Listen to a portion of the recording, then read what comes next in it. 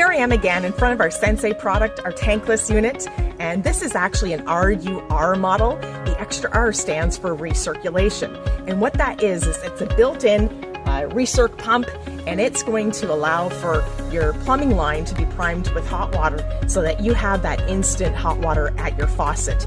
It is using our ThermoCirc technology with our thermal bypass valve as well as our Control R app. I'm going to quickly show what that looks like to you. So follow me, and here we are. We've all been frustrated waiting for hot water to actually get hot. In colder climates, and if the water has a long way to go to your water heater, you may wait more than a minute or two for hot water to actually reach your sink or your shower. This results in a lot of wasted water and money right down the drain.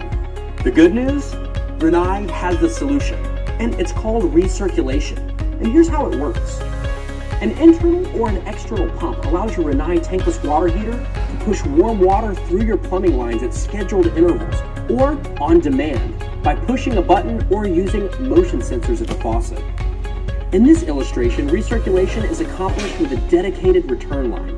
That's great if your home has one, but many homes don't have a built-in return line. Adding one can be really pricey and time-consuming. But guess what? Of course, Rinnai has a unique and effective solution for this very problem.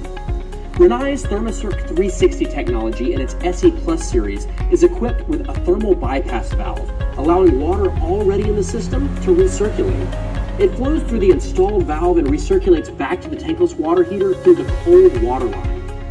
ThermoCirc 360 technology enables you to have faster hot water at your faucet, regardless of your plumbing configuration. How cool is that?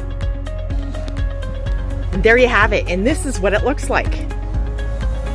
So recirculation is an option with our units without a dedicated return line.